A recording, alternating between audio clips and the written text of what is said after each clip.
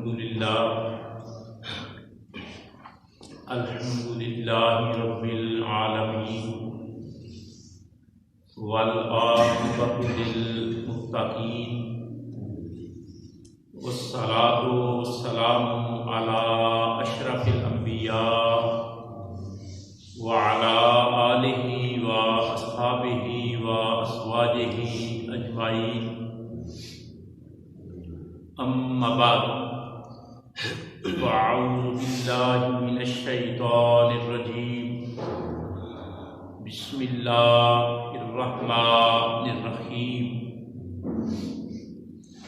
الدین المعاملہ، قد صدق نبینا صلی اللہ تعالی علیہ وآلہ وسلم۔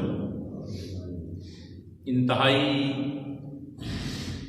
عزت اور احترام کے لائق حاضرین و ناظرین، حمد باری تعالیٰ کے بعد تمامی احباب انتہائی محبت کے ساتھ نبیوں کے تاجدار، امت کے غم گسار، انسانیت کے محسن، دانائے شغل، ختم رسول، مولائے کل، ہادی برحق، احمد مجتبیٰ جناب محمد مصطفیٰ صلی اللہ تعالی علیہ وآلہ وسلم کی پاکیزہ بارگاہ میں حصول عزت اور برکت کے لیے درود اور سلام کا نذرانہ پیش فرمائیں۔ الصلاۃ والسلام علیک یا رسول اللہ وعلی آلک واصحابک یا حبیب اللہ۔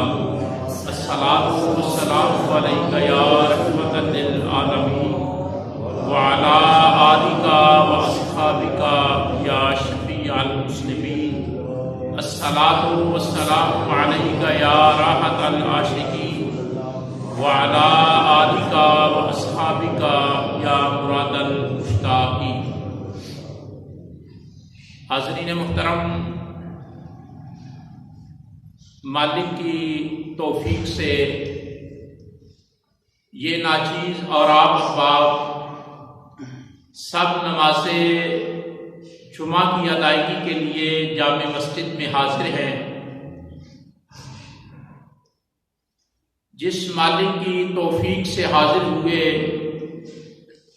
اسی مالک کی بارگاہ میں دعا ہے کہ اللہ تعالیٰ جب ہم بندگی کا سجدہ پیش کریں تو وہ ہمارے عاجزانہ ناقصانہ سجدوں کو قبول فرما کر ہمارا دین اور دنیا دونوں بہتر فرما دے، آمین ثم آمین۔ جمعۃ المبارک کے موقع پر گفتگو کرنے کے لیے آپ کی خدمت میں خطبہ کے اندر جو کلمات تلاوت کرنے کا شرف حاصل کیا ہے وہ رسالت مآب صلی اللہ تعالی علیہ وآلہ وسلم کی حدیث مبارکہ ہے۔ سبحان اللہ۔ قرآن مجید بھی وہی ہے اور رسول اکرم صلی اللہ تعالی علیہ وآلہ وسلم کا کلام مبارک، احادیث مبارکہ، وہ بھی وہی کے زمرے میں آتی ہے۔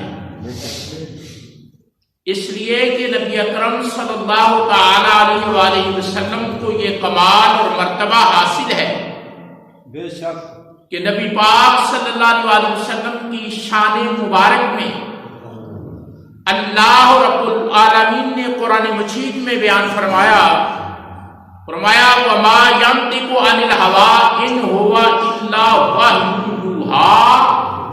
فرمایا یہ میرا نبی اتنی شان کا مالک ہے کہ اپنی مرضی سے نہیں بولتا، یہ میری مرضی سے بولتا۔ تو جب حضور بولتے ہی اللہ کی مرضی سے ہیں، حضور کلام ہی اللہ کی مرضی سے کرتے ہیں، تو پھر حضور کا جو کلام ہے وہ منشاء رب العالمین کے مطابق ہے اور وہ وحی کے زمرے میں آتا ہے۔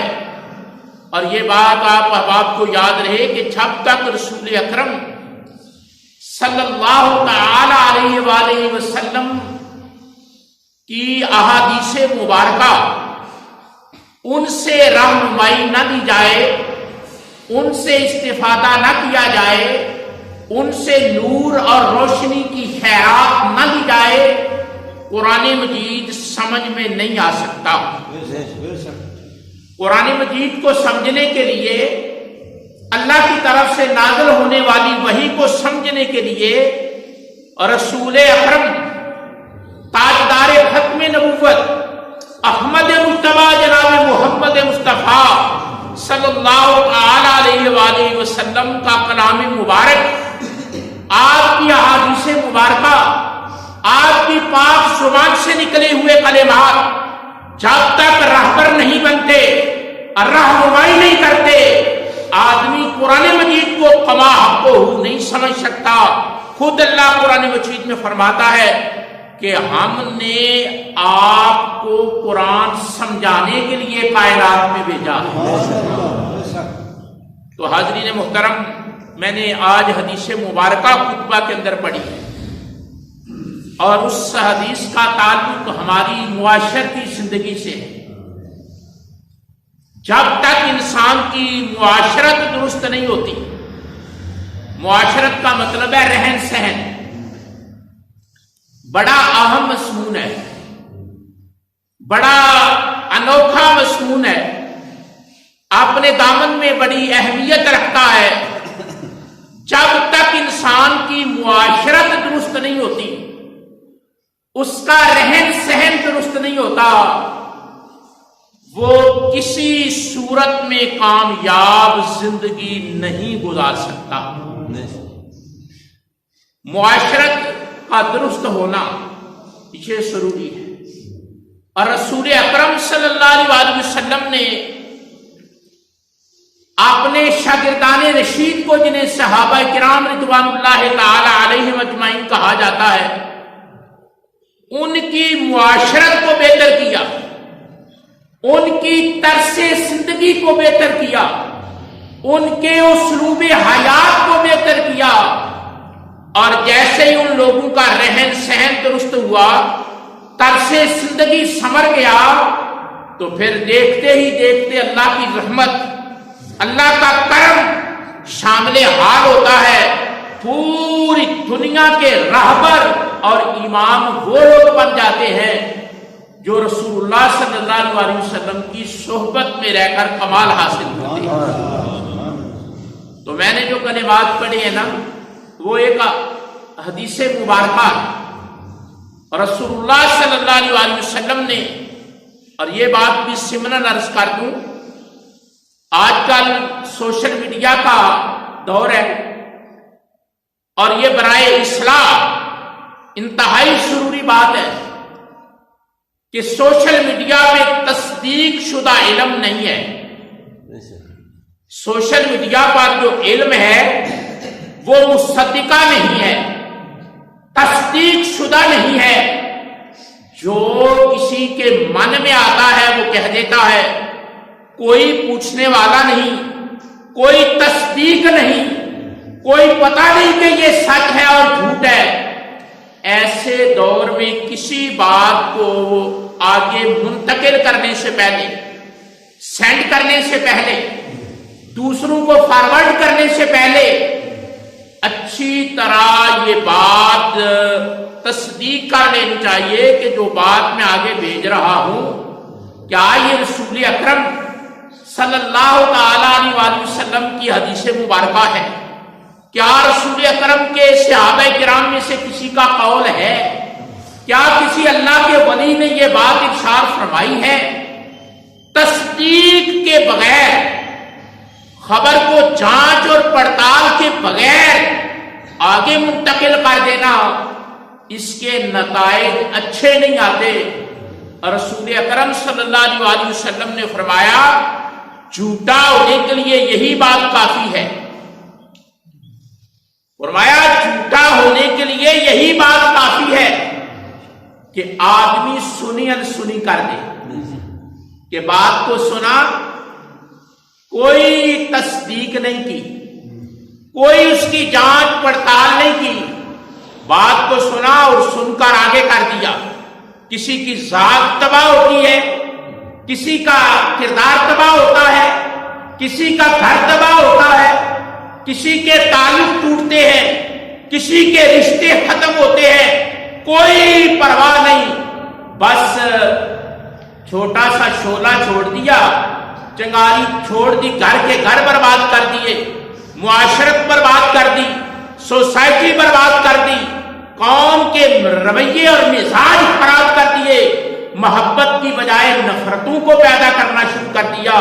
تو میرے کریم آقا نے ارشاد فرمایا جھوٹے آدمی کے لیے یہی کافی ہے کہ وہ بغیر تصدیق کے بات کو سنتا ہے اور آگے کر دیتا ہے۔ یہ دیکھیں، بظاہر آپ تھوڑا سا غور کریں، ہمارے سوسائٹی کے اندر یہ پرابلم بہت زیادہ ہے۔ ہم بات کی تصدیق نہیں کرتے، بات کی تہ تک نہیں پہنچتے، اور جو قیاس میں آتا ہے، گمان میں آتا ہے، ہم وہ کر دیتے ہیں۔ اس کا نقصان کیا ہوتا ہے؟ بھائی بھائی سے دور ہو جاتا ہے، بہن بہن سے دور ہو جاتی ہے، دوستیاں ختم ہو جاتی ہیں، محلے داری میں نفرتیں پیدا ہو جاتی ہیں، پوری سوسائٹی ایک نفرت اور توڑ پھوڑ کی آگ میں ملوث ہو جاتی ہے، اور لوگ بے سکونی کی زندگی گزارتے ہیں۔ رسالت مآب صلی اللہ علیہ وسلم نے فرمایا جھوٹا آدمی ہونے کے لیے یہ بات کافی ہے کہ وہ سنتا ہے اور بغیر تحقیق کے آگے بات کر دیتا ہے۔ قرآن مجید میں سورہ حجرات کے آغاز میں فرمایا ایسا نہ کیا کرو۔ سورہ حجرات میں اس بات کو بیان فرمایا ایسا نہ کیا کرو، کوئی خبر آئے اس کو تصدیق کرو، اس کی ویریفیکیشن کرو، اس کی اچھی طرح سے تصدیق کرو، اس کے بعد اس بات کو کرو۔ اگر بغیر تصدیق کے کرو گے تو گھر اجڑ جائیں گے، خاندان تباہ ہو جائیں گے، رشتے توڑ پھوڑ کا شکار ہو جائیں گے۔ تو آج جو حدیث پاک میں نے پڑھی ہے اس کا تعلق ہماری معاشرت سے ہے۔ سرکار دو عالم صلی اللہ علیہ وسلم نے فرمایا الدین المعاملہ، فرمایا پوچھتے ہو کہ دین کیا ہے؟ تمہارے معاملات کا نام دین ہے۔ تمہارے جو معاملات ہیں نا وہی تمہارا دین ہے۔ ذرا غور کرو، کتنی گہری بات ہے، حکمت بری بات ہے۔ فرمایا تمہارے معاملات تمہارا دین ہے۔ اور اس کی مثال کروں، حضور انور صلی اللہ علیہ وسلم سے پوچھا گیا یا رسول اللہ صلی اللہ تعالی علیہ وآلہ وسلم آپ بتائیے کہ آدمی کوئی کام کرتا ہے تو کیسے پتا چلے کہ اچھا ہے یا برا ہے؟ آدمی کوئی کام کرتا ہے تو یہ کیسے علم ہو کہ یہ کام اچھا ہے یا برا ہے؟ آپ کوئی کام کر رہے ہیں، کوئی ایکٹیویٹی کر رہے ہیں، کسی سرگرمی میں ملوث ہیں، کوئی کام سر انجام دے رہے ہیں، اور آپ یہ فیصلہ کرنا چاہتے ہیں کہ میرا کام یہ درست ہے یا غلط، ٹھیک ہے یا ٹھیک نہیں، کیسے پتا چلے؟ فرمایا آسان سا طریقہ ہے، بالکل آسان سا طریقہ ہے۔ فرمایا تمہارے کام کے بارے میں تمہارا ہمسایہ جو رائے دیتا ہے وہ اس کام کے بارے میں فیصلہ ہے۔ سمجھ آئے؟ تمہارا پڑوسی، تمہارا ہمسایہ تمہارے کام کے بارے میں جو فیصلہ دیتا ہے، اگر تمہارا ہمسایہ کہتا ہے یہ ٹھیک ہے تو کام ٹھیک ہے، اگر وہ کہتا ہے یہ غلط کر رہا ہے، فرمایا تمہارے صحیح اور صحیح نہ ہونے کی مہر تمہارے ہمسائے کی رائے ہے۔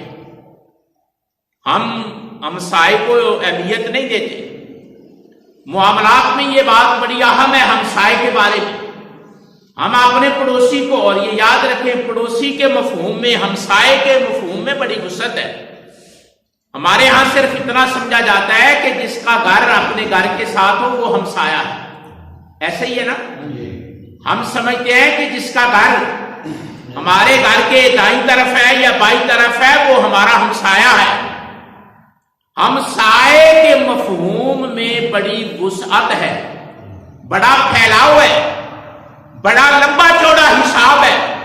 फरमाया तुम सफर कर रहे हो, दौराने सफर जो आदमी तुम्हारे साथ बैठा हुआ है वो तुम्हारा हमसाया है। तुम ड्यूटी कर रहे हो और जितने लोग तुम्हारे साथ ड्यूटी करते हैं वो तुम्हारे हमसाए हैं। तुम किसी महफिल में बैठे हो, जितने लोग आसपास बैठे हैं वो तुम्हारे हमसाए हैं। तुम चल रहे हो, जितने लोग तुम्हारे साथ चल रहे हैं वो आपके हमसाए हैं। अब शायद आप समझ के होंगे कि मैं क्या अर्ज करना चाहता हूं।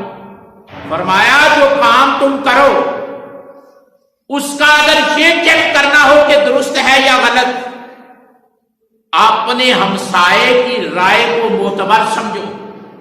जो राय तुम्हारा हमसाया देता है उस राय की रोशनी में देखो कि तुम क्या कर रहे हो। तुम्हें बड़ी आसानी से पता चल जाएगा। मुसाफिर हो तो सफर में जो कर रहे हो तुम्हारे साथी तुम्हें बता देंगे। मुलाजमत करते हो तुम्हारे कोलीग्स तुम्हें बता देंगे। महफिल में बैठे हो तुम्हारे हमनशी तुम्हें बता देंगे। फरमाया हमसाए की राय लो, उससे पूछो कि मैं जो कर रहा हूं तेरी क्या राय है। फरमाया जो फैसला तुम्हारा हमसाया करेगा ना वो इस बात का सर्टिफिकेट है कि आप क्या कर रहे हैं। हुजूर ने फरमाया अद्दीन अल मुआमला, दीन मुआमले का नाम है। हम समझते हैं 5 वक्त नमाज पढ़ ली दीनदार बन गए। हम जनाब समझते हैं 5 वक्त नमाज पढ़ते हैं, पूरी सोसाइटी में बड़े जताते हैं कि हम तो नमाजी हैं ना, हम दीनदार हैं। हम कहते हैं अपना लिबास थोड़ा सा बिलाव श्रृंगार वाला पहन लिया और कहा शायद दीनदार है। ये जो तुम्हारे लिबास है ना इनके जरिए अंदर दीन दाखिल नहीं होता, अंदर से दीन बाहर आता है और वो फिर तुम्हारे जाहिर को सजाता है। इस्लाम का ये गलत मफहूम समझ लिया कि हम अपने आप को डेकोरेट करके ये बावर कराएंगे कि हम बड़े मुसलमान हैं, बड़े मुत्तकी हैं। याद रखो तुम्हारा अंदर ठीक होगा तो बाहर से इस्लाम जाहिर होगा, और अगर जाहिर से इस्लाम जाहिर करना शुरू कर दोगे बाहर से, धोखा खा जाओ। हजरत उमर रज़ी अल्लाह ताला अन्हु को हुजूर ने फरमाया, बड़ी खूबसूरत बात है, फरमाया उमर दिल कहां होता है। ये भी कोई बज़ाहिर दिल में आता है, ये कोई बड़ी सादा सी बात है। फरमाया दिल कहां होता है। तो हजरत उमर रज़ी अल्लाह ताला अन्हु अर्ज करने लगे, या रसूलुल्लाह सल्लल्लाहु अलैहि वसल्लम अल कल्बु हाहुना, इस पसली में दिल धड़कता है, इस दाएं पहलू में दिल धड़कता है। सुनोबरी शक्ल का गोश्त का टुकड़ा ये दिल है, पहलू में झलकता है, लरसता है।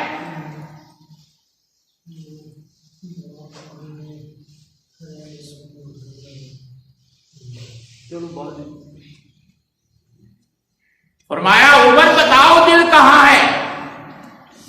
तो जाहिर है ये बात तो बज़ाहिर बड़ी सादा सी है, आम फहम सी है, हर कोई जानता है कि धड़कने वाला गोश्त का लोथड़ा कहां है। हजरत उमर रज़ियल्लाहु ताला अन्हु ने कलब की तरफ इशारा किया और यहां हाथ रखा और अर्ज की, अल्लाह के रसूल सल्लल्लाहु ताला अलैहि वसल्लम ये धड़क रहा है दिल। یہ دل میرے پہلو میں ہے، یہ دھڑکنے کی آواز میں محسوس کر رہا ہوں، یہاں دل ہے۔ فرمایا عمر یہ دل مجازی دل ہے، یہ دل گوشت کا لوتھڑا ہے، مجازی دل ہے۔ عرض کی اللہ کے رسول 2 دل ہوتے ہیں؟ اللہ کے رسول دل 2 ہوتے ہیں؟ فرمایا عمر یہ جو تمہارے پہلو میں دل دھڑک رہا ہے نا، یہ ایک دل ہے جس کو مجازی کہتے ہیں۔ تو کہا یا رسول اللہ حقیقی دل پھر کون سا ہے، دوسرا دل کون سا ہے؟ فرمایا جب تم قرآن سنتے ہو یا پڑھتے ہو، قرآن سنتے اور پڑھتے وقت جو لذت تمہیں نصیب ہوتی ہے وہ حقیقی دل ہے۔ قرآن مجید کی تلاوت کرتے ہو یا قرآن مجید سنتے ہو، توجہ کرو نا، قرآن مجید سنتے ہو یا پڑھتے ہو تو تمہارا دل ایک ٹیسٹ، ایک لذت، ایک کیفیت، ایک سرور محسوس کرتا ہے اور تمہاری کیفیت بدلتی ہے، تمہارے ماحول میں ایک تقدس آتا ہے، پاکیزگی آتی ہے، باوضو ہوتے ہو، قرآن پڑھتے ہو، پورے ماحول میں اندر ایک لہر ہوتی ہے تقدس کی، پاکیزگی کی۔ فرمایا جب تم قرآن سنتے ہو اور پڑھتے ہو تو جو لذت تمہیں محسوس ہوتی ہے نا وہ حقیقی دل ہے، وہ حقیقی دل ہے۔ پھر فرمایا اللہ کا ذکر کرتے ہو، اللہ کی یاد کرتے ہو، اللہ کا ذکر کرتے ہو، اور اللہ کا ذکر کرتے وقت تمہارے اندر جو کیفیت پیدا ہوتی ہے اور جو چاشنی اور لذت پیدا ہوتی ہے، فرمایا وہ حقیقی دل ہے۔ وہ کیا ہے؟ حقیقی دل۔ آپ بتائیں پھر، میں سادہ سا آپ سے سوال کرتا ہوں کہ ہم تو پہلو میں دھڑکنے والے لوتھڑے کو حقیقت سمجھ کر زندگی گزار رہے ہیں، جبکہ اللہ کے رسول نے فرمایا عمر قرآن مجید کی تلاوت اور اللہ کا ذکر کرتے یا سنتے وقت جو مزہ تمہیں آتا ہے وہ حقیقت ہے، وہ حقیقت ہے۔ کبھی یہ دیکھو کوئی نیک آدمی فوت ہوتا ہے، چلو یہ میں مثال عرض کر دیتا ہوں، کئی سوالوں کا جواب ہوگا۔ کوئی آدمی نیک آدمی، متقی آدمی، پرہیزگار آدمی فوت ہوتا ہے، اس کا چہرہ جو ہے نا وہ بہت کچھ بتا رہا ہوتا ہے، ایسے ہی ہے۔ چلو تازہ ترین ایک مثال لے لو غیر جانبداری سے۔ یہ تھوڑی دیر پہلے مولانا خادم حسین رضوی رحمت اللہ تعالی علیہ آپ کا وصال ہوا، آپ نے ان کا چہرہ دیکھا ہوگا، چہرے سے برسنے والا نور دیکھا ہوگا اور حسن دیکھا ہوگا۔ موت بڑی ڈراؤنی چیز ہے، حضور نے فرمایا لذتوں کو ختم کر دیتی ہے، بدن کو توڑ دیتی ہے، لیکن مرنے کے بعد بھی جو مسکراتا ہے اس کی بھی تو کوئی وجہ ہے نا۔ مرنے کے بعد بھی جس کے لبوں پر مسکراہٹ ہے وہ بھی تو کوئی وجہ ہے نا۔ کون مسکراتا ہے مرنے کے بعد؟ کون مسکراتا ہے؟ جو 2 کام کرتا ہے، عقیدہ درست رکھتا ہے، عمل صالح کرتا ہے۔ عقیدہ درست رکھتا ہے اور عمل صالح کرتا ہے، نیک عمل کرتا ہے۔ تو صوفیاء فرماتے ہیں، علماء فرماتے ہیں، مفسرین اور محدثین فرماتے ہیں، فرمایا جس آدمی کا عقیدہ درست ہوتا ہے اور عمل درست ہوتا ہے، جب وہ دنیا سے جاتا ہے اس کی روح نکلتی ہے نا، تو پہلے نمبر پر وہ روح اس کے بدن سے نکل کر اس کے چہرے پر عکس ڈالتی ہے۔ سبحان اللہ. جب روح نکلتی ہے نا، آپ کو علم ہے روح کہاں سے نکلتی ہے؟ ناک سے. ناک سے، ناک کے راستے روح داخل ہوئی ہے اور ناک ہی کے راستے روح نکلتی ہے. فرمایا جب روح نکلتی ہے بڑا مشکل وقت ہوتا ہے، بڑا مشکل وقت ہوتا ہے. اگر مشکل وقت نہ ہوتا تو رسالت ماں اس وقت سے پناہ نہ مانگتے. مشکل وقت ہے روح کے نکلنے کا. حضور انور صلی اللہ علیہ وسلم دعائیں مانگتے رہے اپنی زندگی میں. ان سے بڑھ کر کوئی نیک تو نہیں تھا، ان سے بڑھ کر کوئی متقی اور پرہیزگار نہیں. آپ دعائیں مانگتے رہے کہ وہ جو روح کے نکلنے کا لمحہ ہے اللہ آسان فرما دینا، آسان فرما دینا. اور یہ مسئلہ بھی ضمناً عرض کر دوں، 2-3 دعائیں اپنی زبان میں مانگ لیا کرو. نہیں عربی آتی کوئی حرج نہیں، آپ اپنی پنجابی میں مانگ لیا کرو. ایک قبر کے عذاب سے، قبر کے عذاب سے اور حساب سے، کہ حساب آسان ہو، قبر کا عذاب معاف ہو، آسان ہو، حساب آسان ہو. یہ دعا کیا کرو روزانہ، اپنے لہجے میں کر لیا کرو، اللہ میرا حساب آسان کرنا، میرا حساب آسان کرنا. دوسرا قبر کے عذاب سے مجھے بچانا.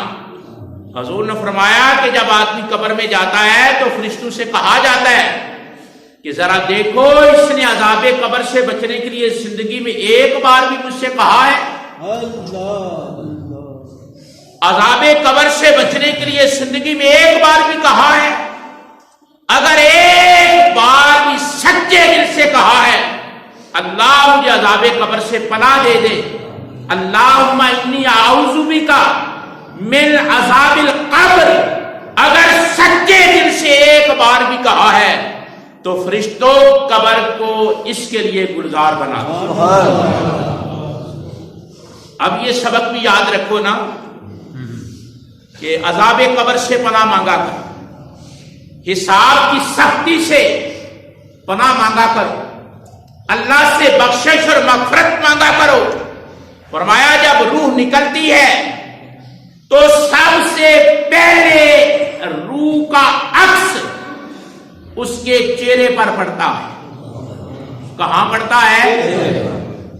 آدمی کی جو روح نکلتی ہے نا، آپ اسے ٹچ نہیں کر سکتے، آپ اسے دیکھ نہیں سکتے، آپ اسے چھو نہیں سکتے، لیکن جب روح نکلتی ہے نا تو پہلا عکس انسان کے چہرے پہ چھوڑ کر الوداع ہوتی ہے.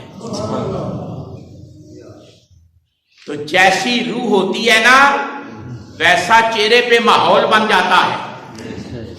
میاں صاحب نے ویسے نہیں لکھا جاندی وار ڈرونا بنے ہوں، کچھ ڈرونے بن جاتے ہیں اور کچھ پرانوار بن جاتے ہیں. دیکھ کر بے ساختہ نکلتا ہے زبان سے سبحان اللہ، مردے سہلے جا رہا ہے. یہ ویسے بات نہیں. جو آدمی اپنا عقیدہ درست رکھتا ہے، اپنا عمل درست رکھتا ہے، جب اس کی روح نکلتی ہے تو پہلا اس کے روح کی کیفیت اس کے چہرے پہ پڑتی ہے. تو یہ سلسلہ ختم نہیں ہوتا، روح آسمانوں کی طرف سفر کرتی ہے.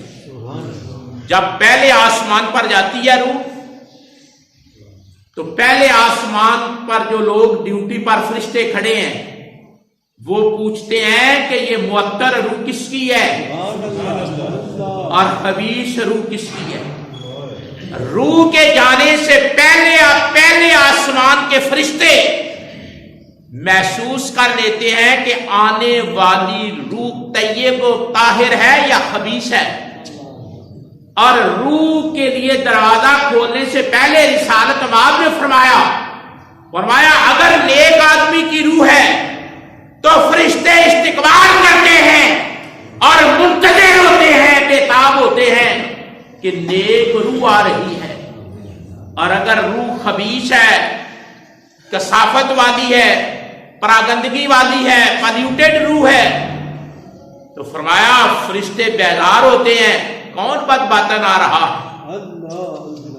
फरमाया अद्दीन वल मुआमला, फरमाया तुम्हारा दीन तुम्हारे मुआमलात है।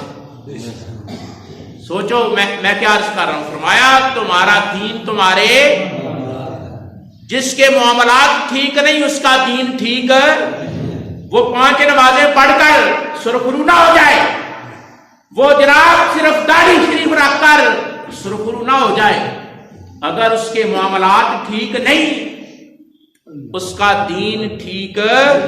रिसालत माब ने फरमाया, ये हदीस मैंने खुतबा के अंदर पढ़ी है, फरमाया अद्दीनो अल मुआमला, पूछते हो कि दीन क्या है, तुम्हारे मामलात का ठीक होना तुम्हारा दीन है। तो मैंने एक मिसाल दी है, हुजूर ने फरमाया अगर ये चेक करना हो कि मैं ठीक हूं या गलत हूं, अपने हमसाए से पूछो, जो राय वो दे देगा वो बिल्कुल दुरुस्त। चलो मैं एक और मिसाल अर्ज करता हूं, आप जरा समझने की कोशिश करें, बड़ा प्यारा और जरूरत के मुताबिक मज़मून है। हुजूर अनवर ने औरतों को खिताब किया, हुजूर औरतों को भी वाज फरमाते थे, और जब हुजूर औरतों को वाज फरमाते थे ना तो फरमाते थे या माशरन निसा, या माशरन निसा, ए औरतों के झुरमट, औरतें इकट्ठी होती, मेरे और आपके करीम आका औरतों को भी दीन समझाते, वाज बयान करते, और जो मखसूस मसाइल थे वो उम्महातुल मोमिनीन के जरिए औरतों तक पहुंचाते। जो आम फहम मसाइल थे सरकार खुद औरतों को इरशाद फरमाते। एक दिन हुजूर ने औरतों को फरमाया या माशरन निसा, ऐ औरतों तुम भी अल्लाह की राह में खर्च किया करो, ऐ औरतों तुम भी अल्लाह की राह में अनफिकू फी सबीलिल्लाह, अल्लाह की राह में खर्च किया करो। औरतों को कहा अल्लाह की राह में खर्च करो। तो एक सहाबी रसूल थे, उनकी बीवी भी वहां बैठी हुई थी, हुजूर का आवाज सुन रही थी, दिल में कैफियत पैदा हो गई कि हुजूर ने फरमाया औरतों तुम भी खर्च करो। साथ हुजूर ने फरमाया खा, तवज्जो, खा पैसे नहीं रखती तो अपने सेवरात में से कुछ हिस्सा अल्लाह की राह में खर्च करो, अल्लाह की राह में खर्च करो। सांप बंद करना, अपने सेवरात पर बैठ जाओ, सारे फसाद का जड़ बनाकर ना बैठ जाओ। फरमाया अगर पैसे नहीं रखती तो सेवरात की मालिक हो, हक महर की मालिक हो, उसमें से राहे खुदा में खर्च करो। बात बड़ी खूबसूरत है। तो एक सहाबी रसूल सल्लल्लाहु अलैहि वसल्लम जिनका नाम हजरत अब्दुल्ला इब्ने मसूद रज़ियल्लाहु ताला अन्हु है, आपको इल्म है कि ये कौन है?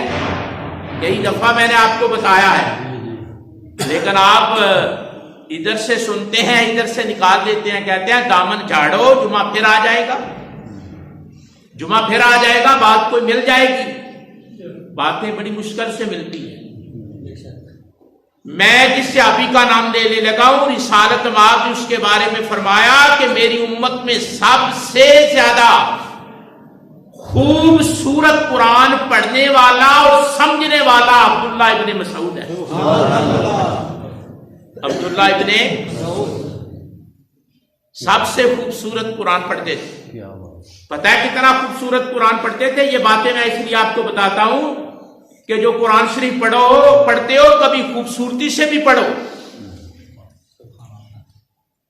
हुजूर ने फरमाया कुरान खूबसूरत तरीके से पढ़ा करो, और फरमाया मेरी उम्मत में 4 बंदे हैं जो सबसे सोना कुरान पढ़ते हैं। उन 4 बंदों में पहला नाम हजरत अब्दुल्ला इब्ने मसूद रज़ियल्लाहु ताला अन्हु। कितना खूबसूरत पढ़ते थे। सुनो, ये हुजूर एक बार मस्जिद नबवी में आए तो ये कुरान पढ़ रहे थे नफलों के अंदर।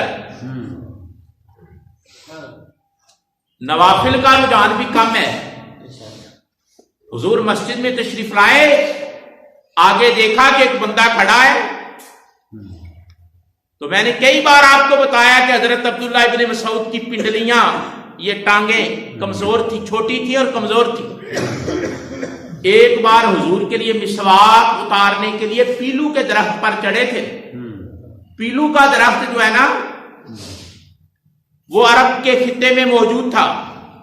تو پیلو کا درخت تھا اور یہ حضور کے لیے مسواک بنانے کے لیے اوپر چڑھے. قد چھوٹا تھا اور پنڈلیاں بھی چھوٹی تھی اور کمزور تھی، اور اوپر چڑھے تھے، مسواک اتار رہے تھے. تو دیکھنے والے ہنس پڑے. چھوٹی چھوٹی ٹانگیں، قد چھوٹا اور پیلو کے درخت پر چڑھے ہوئے تھے، ہنس پڑے. سرکار نے فرمایا کیوں ہنسے ہو؟ کہا عبداللہ ابن مسعود کی چھوٹی اور نازک ٹانگیں دیکھ کر. فرمایا تمہیں علم نہیں؟ اللہ فرمایا تمہیں علم نہیں؟ جب آمار تولے جائیں گے تو عبداللہ ابن مسعود کی یہ چھوٹی اور کمزور ٹانگیں احد پہاڑ سے زیادہ وزنی ہوں گی. کس کی وجہ؟ وجہ کیا ہے؟ وجہ کیا ہے؟ فرمایا احد پہاڑ. یہ حاجی طارق صاحب بتا سکتے ہیں کتنا بڑا پہاڑ ہے. اور احد پہاڑ وہ ہے جس کے بارے میں حضور نے فرمایا احد ہم سے محبت کرتا ہے اور ہم احد سے محبت کرتے ہیں.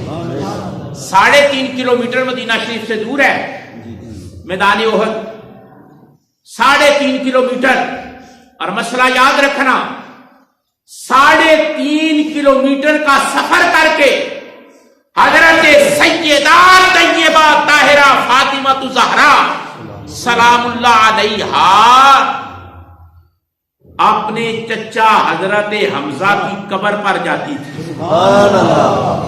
یہ جو کہتے رہتے ہیں، پوچھتے رہتے ہیں عورت قبر پہ جا سکتی ہے یا نہیں جا سکتی، 3.5 کلومیٹر کا سفر کر کے حضرت سیدہ فاطمہ اپنے چچا کی قبر پر جاتی تھی. جاہلوں سے تو بات نہیں ہے نا، ان پڑھوں سے بات نہیں ہے، بات ان لوگوں سے ہے جو علم رکھتے ہیں. 3.5 کلومیٹر دور ہے مدینہ شریف سے میدان،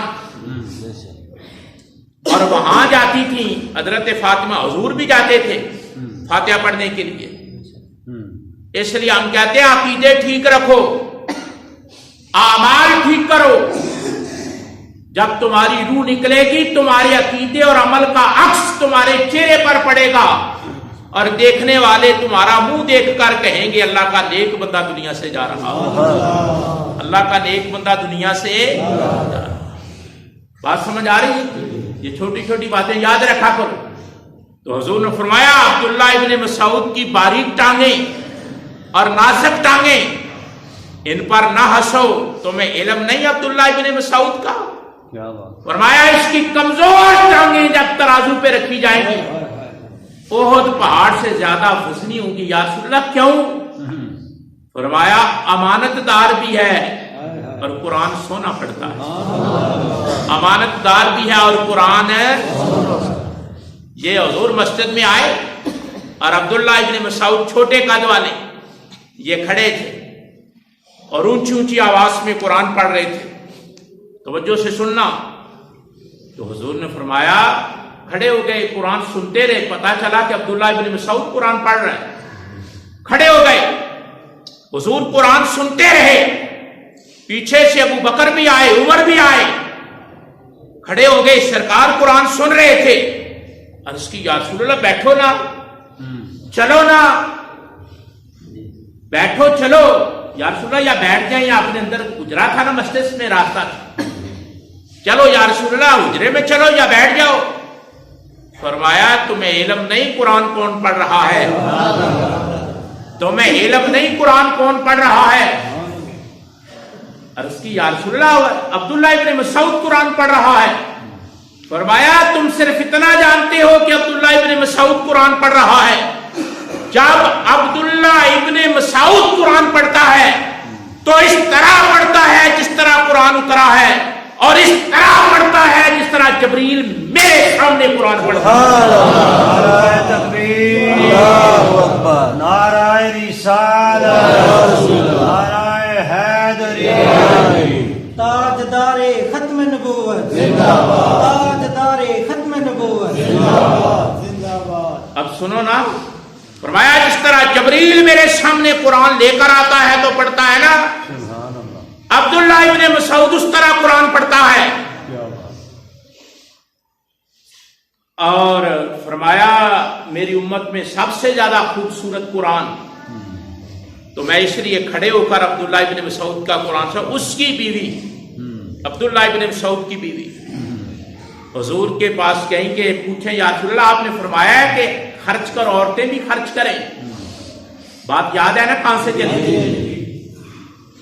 تو جب حضور کے حجرے تک پہنچی نا، آگے سے حضرت بلال آ رہے تھے، حضرت بلال آ رہے تھے، یار نام آ جائے نا حضرت بلال کا چس آ جاتی ہے، سنو یار سنو، حضرت بلال کا نام آئے چس آ جاتی ہے، اس لیے کہ عاشق رسول ہے، میں کہتا ہوں حضرت بلال کا نام آئے تو چس آ جاتی ہے، آمینہ کے لال کے نام کی نسل کا عالم کیا ہو۔ سبحان اللہ، سوچو نا، ایمان ہو تو پھر بات چیت پتہ چلتا ہے نا۔ تو حضرت بلال سامنے کھڑے تھے، حضرت عبداللہ ابن مسعود کی بیوی گئی، ایک اور عورت ساتھ کھڑی تھی حجرے کے، دونوں کا مسئلہ ایک ہی تھا، دونوں نے بات سنا تھا۔ میں کہتا ہوں اس عورت کے مقدر اور نصیب کو سلام کہ جس نے واز سنا اور تڑپ پیدا ہوئی دین سیکھنے کی۔ یہ ہمارے لالے ہیں، نہ بکل کھولتے ہیں، نہ زمین ہل جاتی ہے، نہیں بیچارے بولتے کہ دین کی بات ہو رہی ہے۔ ککڑ کی لڑائی ہو پھر دیکھو ان کی حرارت، گھوڑوں کی لڑائی ہو پھر دیکھو، دوڑو پھر دیکھو، بٹیروں کی لڑائی ہو پھر ان جیالوں کا حال دیکھو۔ بات دین کی ہو بکل ہی نہیں کھولتے، پتہ نہیں کیا ہو جائے گا اگر زبان سے کہہ دیا سبحان اللہ، کوئی جرمانہ نہ ہو جائے۔ تو دو عورتیں کھڑی تھیں حضور کے حجرے کے سامنے، کیا بات، حضرت بلال نکلے حضور کے گھر سے، فرمایا بیویوں خیر ہے، یہ ہم اپنی زبان میں کہہ رہے ہیں، کہا ایک مسئلہ پوچھنا ہے، اندر ہی ہے رسول اللہ؟ کہا اندر ہی ہے۔ کہا بتاؤ تمہارا کیا مسئلہ ہے؟ تو حضرت بلال کو بتایا دونوں بیویوں نے کہ مسئلہ یہ ہے کہ حضور نے واز کیا ہے کہ عورتوں خرچ کیا کرو اللہ کی راہ میں، تو ہم پوچھنا چاہتی ہیں کہ کس پر خرچ کریں، کس پر کہاں خرچ کریں؟ تو حضرت بلال اندر گئے، کہا یا رسول اللہ عبداللہ ابن مسعود کی بیوی آئی ہوئی ہے۔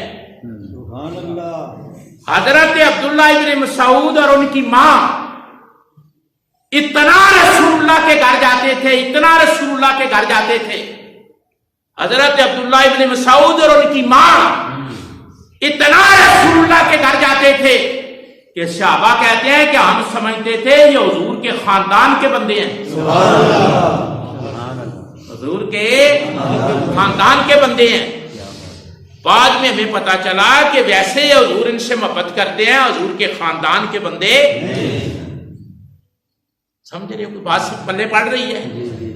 حضرت بلال اندر گئے، جا کر کہا یا رسول اللہ عبداللہ ابن مسعود کی بیوی آئی ہوئی ہے، مسئلہ پوچھ رہی ہے، آپ نے فرمایا خرچ کرنا ہے، کہاں کرو، کہاں خرچ کیا جائے؟ فرمایا انہیں پوچھو کہ تمہارے گھر یتیم ہیں؟ حضور نے یتیم بانٹے ہوئے تھے، یتیم جو ہوتے تھے نا بچے، حضور بانٹ دیتے تھے، فلاں پالے گا، فلاں پالے گا، فلاں یتیم کی فلاں کفالت کرے گا، اور حضور فرماتے تھے آنا وقافل الیتیم، فرماتے تھے میں اور یتیم کی پرورش کرنے والا۔ اس طرح حضور انگلیوں کو جوڑتے، فرمایا اس طرح ہم اکٹھے ہو۔ حضور کے دروازے پر لوگ جمع رہتے تھے، یا رسول اللہ کوئی یتیم بچہ ہے دو پرورش کریں، تو حضور نے فرمایا اگر گھروں میں یتیم ہے تو ان پر خرچ کرو، اور اس کے بعد عورت اپنے شوہر پر خرچ کرے۔ سبحان اللہ، عورت اپنے آخر اس کو بھی کوئی ملتا ہے نا، پیسے اس کے پاس بھی ہوتے ہیں، بیٹے دیتے ہیں، شوہر خرچہ دیتا ہے، یہ خرچہ تو قرآن پڑھو سورۃ الاحزاب، حضور کی بیویوں نے بھی حضور سے مانگ لیا تھا جیب خرچ۔ یہ مسئلہ تو بڑا اہم ہے، عورتیں پیسے لیتی ہیں حامد سے، بچوں سے پیسے لیتی ہیں، رشتہ داروں سے ان کو پیسے ملتے ہیں، ان کے پاس بھی آمدن کے ذرائع ہیں، باپ دیتا ہے، بھائی دیتے ہیں، ایسا ہوتا ہے یا نہیں؟ پیسے اکٹھے ہوتے ہیں۔ فرمایا عورتوں کے پاس جو پیسے ہیں وہ یتیم بچے اگر گھر میں پال رہے ہیں تو ان پر خرچ کریں، اگر یتیم بچے نہیں یا یتیم بچوں کے بعد فرمایا وہ اپنے شوہر پر خرچ کریں، کوئی چیز شوہر کو لا کر دیں۔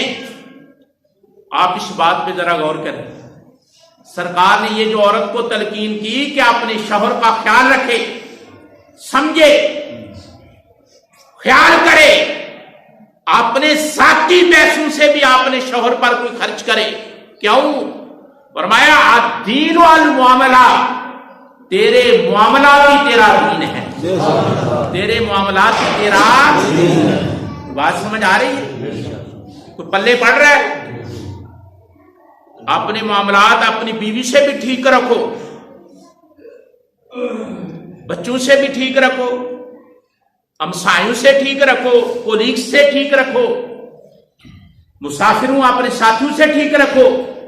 فرمایا تمہارا معاملہ تمہارا دین ہے، اب تم فیصلہ کر لینا۔ واضح تو سنا ہے نا، حضور کی حدیث پڑھی ہے، مثالیں بھی دی ہیں، پورے حوالے آپ کو بتائے ہیں۔ فرمایا تمہارا معاملہ تمہارا دین ہے، تمہارا معاملہ تمہارا دین ہے۔ اپنا معاملہ چیک کرو،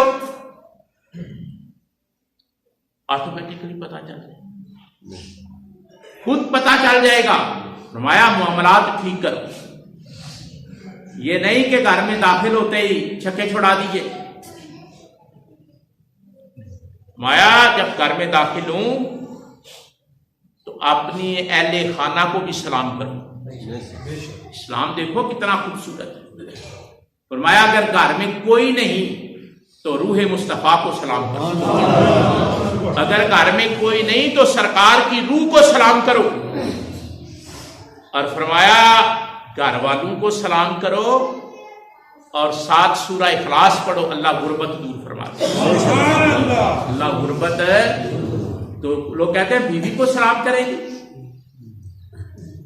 گھر میں بیوی ہوتی ہے اس کو سلام کریں گی؟ یار اللہ کہتا ہے اہل خانہ کو سلام کرو۔ اللہ سے بڑا غیرت مند کوئی نہیں ہے، اللہ سے بڑا غیور ہے۔ فرمایا اپنے گھر میں جب داخل ہوتے ہو تو سلام کرو، السلام علیکم، کیا یہ کرو، اور اگر گھر میں کوئی نہ ہو تو کہو السلام علیکہ یا نبی اللہ۔ فرمایا ہر مومن کے گھر رسول اللہ کی روح کا پھیرا ہوتا ہے۔ اپنے گھروں کی طرف تو دیکھو نا، مسلمان کے گھر کی شان کیا ہے۔